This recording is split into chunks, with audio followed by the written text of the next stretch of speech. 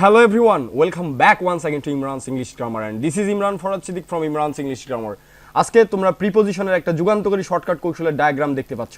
এই ডায়াগ্রামের মাধ্যমে কোনো ধরনের রুল ছাড়াই প্রিপজিশনের যত ধরনের ইউজেস বা ব্যবহার আছে সব ইউজেস বা ব্যবহারগুলো তোমাদেরকে ক্লিয়ার করে দিব। তোমাদের মাথায় যাদের ঝালাপালা হয়ে গেছে যে প্রিপজিশন এটা মনে থাকে তো ওটা মনে থাকে না, এটা থাকলে আবার এটা হয় না, সো এই ধরনের বিষয়গুলো আজকে তোমাদের যাদের মধ্যে প্রবলেম আছে সেই প্রবলেমগুলো সলভ করার জন্য প্রিপজিশনের এই যুগান্তকারী ডায়াগ্রামের মাধ্যমে আমি তোমাদেরকে বোঝানোর চেষ্টা করব কিভাবে তোমরা প্রিপজিশনে সবথেকে বেশি ভালো করতে পারো। So let's get started. আর দেরি না করে আমরা সরাসরি ক্লাসে চলে যাই। আর একটা বলে রাখি, if you are a newcomer to this channel, please do subscribe my channel, and if you do have any demand, just do comment on the comment box and I will take your class on the basis of your demand. So let's get started. Welcome to Imran's English Grammar, a smart way of learning English. আচ্ছা, আমরা প্রিপজিশনের ডায়াগ্রামটা দেখার আগে আমরা একটু preposition সম্পর্কে দেখে নেই। যে ওয়ার্ড কোনো নাউন বা প্রোনাউনের পূর্বে বসে সেন্টেন্সের অন্যান্য ওয়ার্ডের সাথে সম্পর্ক স্থাপন করে তাই প্রিপজিশন। তোমরা জানো যে ওয়ার্ডটা কোনো নাউন বা প্রোনাউনের পূর্বে বসে সেন্টেন্সের অন্যান্য ওয়ার্ডের সাথে সম্পর্ক স্থাপন করে তাকে প্রিপজিশন বলে। যেমন ধরো, the pen is on my hand.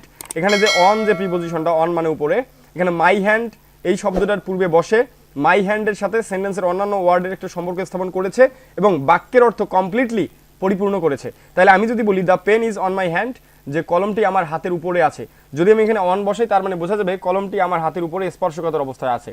আর যদি আমি এখানে অন না বসাই তাহলে কি হবে? তাহলে হবে the pen is my hand, মানে পেনটাই আমার হাত। ঠিক আছে? সো প্রিপজিশন একটা ম্যাজিকের মতো কাজ করে। কোনো নাউনের বা প্রোনাউনের পূর্বে যদি আমরা প্রিপজিশনটা বসাই তাহলে সেই নাউনের পূর্বে বা প্রোনাউনের পূর্বে প্রিপজিশনটা বসে একটা বাক্যের একটা শ্রুতি মাধুর্যতা তৈরি করে এবং বাক্যের অর্থ পরিপূর্ণ করতে সাহায্য করে। সো লেটস গেট স্টার্টেড, এবং এটা জাদুর মতো ব্যবহৃত হয়। আচ্ছা, আমরা এবার প্রিপজিশনের ডায়াগ্রামের মাধ্যমে প্রিপজিশনের সকল ধরনের ব্যবহারগুলো আমরা দেখে নিব। So let's get started. আমরা এখন চলো সরাসরি দেখে নেই। দেখো, প্রথমে আমরা আসি উপরের, আমরা এখানে একটা সার্কেল দেখতে পাচ্ছ। দেখো, ইন ভিতরে স্থিতি বুঝালে, অর্থাৎ যদি ভিতরে কোনো কিছুর অবস্থান বুঝায়, স্থির অবস্থানে যদি কোনো কিছু আছে এরকমটা বুঝায় তাহলে আমরা সেখানে ইন বসাবো। আচ্ছা, তারপরে দেখো এখানে থ্রু, কোনো কিছুর মধ্য দিয়ে যদি যাওয়া বুঝায় তখন আমরা সেখানে থ্রু ব্যবহার করব। অ্যাক্রস বা অ্যালং, কোনো কিছুর মধ্য দিয়ে, আর অ্যাক্রস বা অ্যালং কোনো কিছু অতিক্রম করা বুঝালে আমরা সেখানে অ্যাক্রস বা অ্যালং বসাবো। এটা হলো প্রিপজিশন ডায়াগ্রামের ভিতরের ব্যাপারটা আমি বললাম। এখন আমরা সহজ বিষয়গুলোতে চলে আসি। এখানে দেখো, এই ধরো এখানে যে বৃত্তটা আছে, অর্থাৎ এখানে ধরো এটা একটা অরেঞ্জ, এই যে অরেঞ্জের উপর স্পর্শকাতর অবস্থায় আছে, তাহলে স্পর্শকাতর অবস্থায় কোনো কিছুর উপর যদি কোনো কিছু থাকে তখন আমরা সেখানে অন বসাই। এখানে লেখা আছে উপরে অবিচ্ছিন্নভাবে বুঝালে, অর্থাৎ অবিচ্ছিন্ন মানে স্পর্শকাতর অবস্থা থাকবে। দেখেন এখানে ডায়াগ্রামের মধ্যে আমি কিন্তু তীর চিহ্নটাকে স্পর্শকাতর অবস্থায় করে দিয়েছি, অর্থাৎ কোনো কিছুর উপরে যদি কোনো কিছু স্পর্শকাতর অবস্থায় থাকে তাহলে আমরা সেখানে অন বসাবো। ওভার হচ্ছে বিচ্ছিন্নভাবে উপরে গতি বুঝালে। আচ্ছা, ধরো the fan is moving over our head, ফ্যানটা আমাদের মাথার উপর ঘুরতেছে। তো কোনো একটা বস্তু যদি আওতার মধ্যে উপরে গতিশীল অবস্থায় থাকে আমরা সেখানে ওভার বসাবো। যেমন আমি বলতেছি the fan is moving over our head. আর অ্যাভাব, আমরা নিচে এক্সাম্পলগুলো দেখবো। এভাব মানে হচ্ছে আওতার বাইরে উপরে বুঝালে, বিচ্ছিন্নভাবে উপরে স্থির বুঝালে আমরা সেখানে এভাব বসাবো। তাহলে আওতার বাইরে উপরে বুঝালে আমরা সেখানে অ্যাভাব বসাবো। যেমন the plane is above our head, প্লেনটা আমাদের মাথার উপরে। আচ্ছা, এখন আমরা সরাসরি চলো আমরা এক্সাম্পলের মাধ্যমে বিষয়গুলো দেখে নেই। এখানে দেখো প্রথম এক্সাম্পলটা হচ্ছে দ্য পেন ইজ, দেখো প্রথম এক্সাম্পলটা the pen is on my hand. তাহলে দেখো পেনের সাথে অন কার পূর্বে বসলো? মাই হ্যান্ডের পূর্বে বসলো। অন কার পূর্বে বসলো? মাই হ্যান্ডের পূর্বে। অনটা মাই হ্যান্ডের পূর্বে বসে কি হয় যে এই পুরো বাক্যের সাথে মাই হ্যান্ডের একটা সম্পর্ক তৈরি করে এবং পেনটা যে হাতের উপরে আছে সেটা বোঝায়। তার মানে অন যখন মাই হ্যান্ডের উপরে পূর্বে বসলো তখন এই পেনটা আমার হাতের উপরে স্পর্শকাতর অবস্থায় আছে এটা বোঝায়। তাহলে এখানে দেখো এই যে অন মানে স্পর্শকাতর অবস্থায় উপরে বুঝালে আমরা সেখানে অন বসাবো। তাহলে the pen is on my hand, পেনটি আমার হাতের উপরে, অর্থাৎ মাই হ্যান্ডের পূর্বে বসে এটা বোঝানো যায় যে পেনটা আমার হাতের উপরে স্পর্শকাতর অবস্থায় আছে। এরপরে দেখো এখানে অ্যাভাব মানে উপরে আছে কিন্তু সেটা একটা তোমার হচ্ছে স্থির অবস্থানে আছে। তাহলে স্থির বুঝালে উপরে আছে কিন্তু সেটা স্থির অবস্থানে আছে, সেরকমটা বুঝালে আমরা সেখানে অ্যাভাব বসাবো। সো আমরা এখানে দেখি the light is অ্যাভাব my head, মানে লাইটটা আমার মাথার উপরে। ধরো তোমার বা রুমের মধ্যে একটা উপরে লাইট আছে, এখন আমরা এটাকে প্রিপজিশনে আমি যদি এটাকে ইংলিশ ট্রান্সলেশন করি যে আমার মাথার উপরে একটা লাইটটি আছে, তাহলে the light is অ্যাভাব my head, অর্থাৎ উপরে আছে কিন্তু স্থির অবস্থানে। স্থির অবস্থানে উপরে আছে এরকমটা বোঝালে আমরা সেখানে অ্যাভাব ব্যবহার করব। আচ্ছা, এরপরে দেখো এর নেক্সট এক্সাম্পলটা, দ্য বয় জাম্পস, এখানে জাম্পস হবে বা জাম্পড হবে, jumps, the boy jumps over the wall, over the wall, তাহলে ওভার আমরা এখানে কোথায় বসাবো দেখো, বিচ্ছিন্নভাবে উপরে যদি গতি বুঝাই, বিচ্ছিন্নভাবে যদি আমরা উপরে কি বুঝাই, গতি বুঝাই, বিচ্ছিন্নভাবে উপরে গতি বুঝালে আমরা সেখানে ওভার বসাবো, বিচ্ছিন্নভাবে উপরে গতি বুঝালে আমরা সেখানে কি বসাবো, ওভার বসাবো। ক্লিয়ার? আচ্ছা, বিচ্ছিন্নভাবে উপরে যদি গতি বুঝায় আমরা সেখানে ওভার বসাবো। আচ্ছা, আমি যদি বলি যে আমার মাথার উপরে একটি ফ্যান ঘুরতেছে, তখন হবে দ্য ফ্যান ইজ মুভিং। আমি যদি এখানে লিখি যে আমার মাথার উপরে একটা ফ্যান ঘুরতেছে, আমি এখানে যদি লিখি, দেখো আমি এখানে একটা বাক্য লিখি, the fan FAN fan is moving, MOVING, moving dash my head, ACAD। এখানে তুমি অবশ্যই অন দিতে পারবা না, এখানে তুমি অবশ্যই অন দিতে পারবা না। অন দিলে বোঝা যাবে যে তুমি যদি এখানে অন বসাও তার মানে ফ্যানটা তোমার মাথার একদম স্পর্শকাতর অবস্থায় তোমার মাথায় ঘুরতেছে, তাহলে এটা টোটালি রং হবে, সেন্টেন্সটা ভুল হবে। তুমি যদি এখানে এভাব বসাও সেটাও হবে না, কারণ গতিশীল অবস্থায় যদি উপরে আওতার মধ্যে থাকে আমরা সেখানে ওভার বসাবো, তাহলে এখানে অ্যান্সারটা কি হবে, ওভার। ঠিক আছে, তাহলে আমরা এখানে কি লিখবো, অ্যান্সারটা আমরা লিখবো হচ্ছে ওভার লিখবো, তাহলে আমরা এখানে অ্যান্সারটা লিখবো over. The fan is moving over our head, অর্থাৎ ফ্যানটা আমাদের মাথার উপরে ঘুরতেছে। ক্লিয়ার? আচ্ছা, এরপরেটা আমরা একটু দেখি, দেখো যে the boy jumps over the wall, অর্থাৎ ছেলেটা যখন ওয়ালের উপর দিয়ে লাফ দেয় তখন সে গতিশীল অবস্থায় ছিল, যার কারণে আমরা এখানে ওভার বসালাম। দেখো, ওভার হচ্ছে বিচ্ছিন্নভাবে উপরে যদি গতি বুঝায় তাহলে আমরা সেখানে কি বসাবো, ওভার বসাবো। ক্লিয়ার? আচ্ছা, এরপরেরটা আমরা আসি, এরপরেরটা দেখো, এরপরেরটা হচ্ছে I took rest under a mango tree, মানে আমি রেস্ট নিলাম ম্যাঙ্গো ট্রি মানে একটা আম গাছ, তাহলে আম গাছের কি নিচে, তাহলে কে রেস্ট নিল, আমি।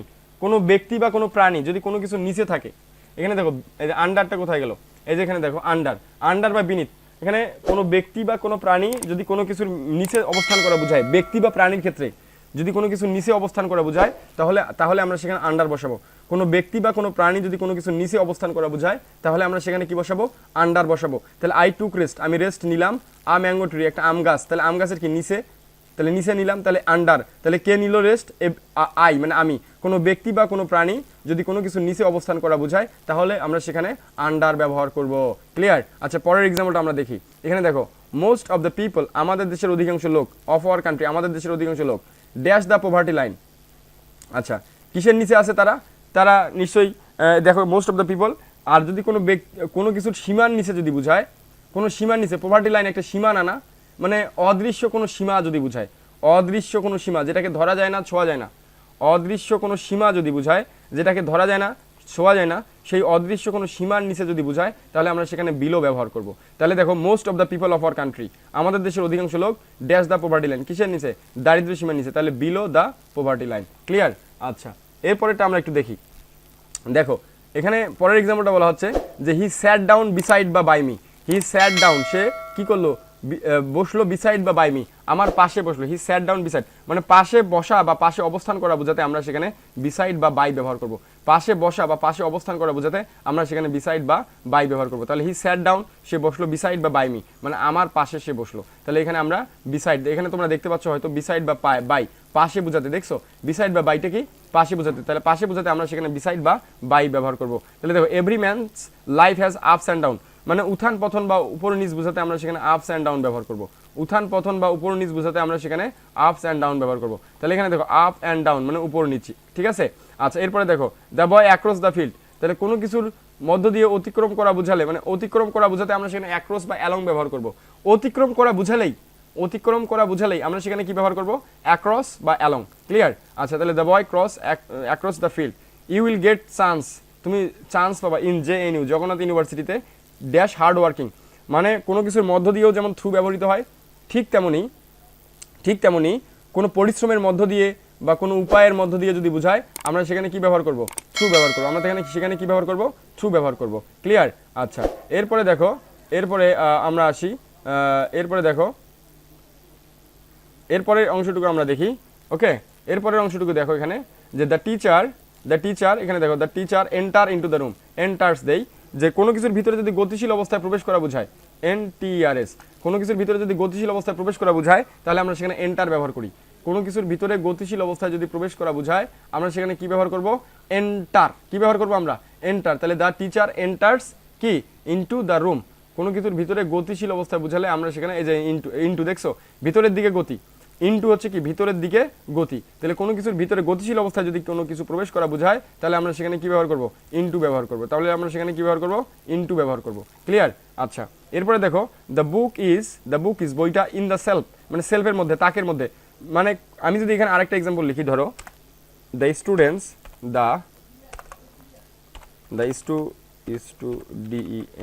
the students are dash the classroom, class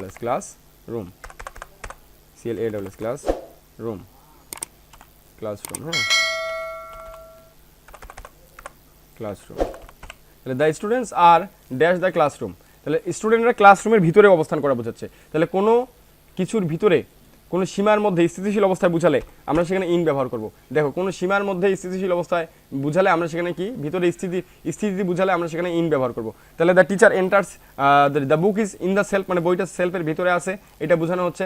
তার মানে আমরা কি বুঝলাম, যে এখানে ব্যাপারটা হচ্ছে কি, এখানে কি হচ্ছে যে the book is in the self, মানে সেলফের মধ্যে আছে, মানে সেলফের মধ্যে স্থিতিশীল অবস্থায় আছে, ছাত্রছাত্রীরা ক্লাসের মধ্যে স্থিতিশীল অবস্থায় আছে। এরপরে দেখো the teacher out of the room, যে গতিশীল অবস্থায় যদি বাইরে বোঝায়, গতিশীল অবস্থায় যদি বাইরে বোঝায় তাহলে আমরা এখানে আউট অফ ব্যবহার করে দেবো। গতিশীল অবস্থায় যদি বাইরে বোঝায় তাহলে আমরা সেখানে কি ব্যবহার করব, আউট অফ ব্যবহার করব। ক্লিয়ার? আচ্ছা, তাহলে the teacher out of the room, teacher out of the room মানে শিক্ষক রুমের বাইরে।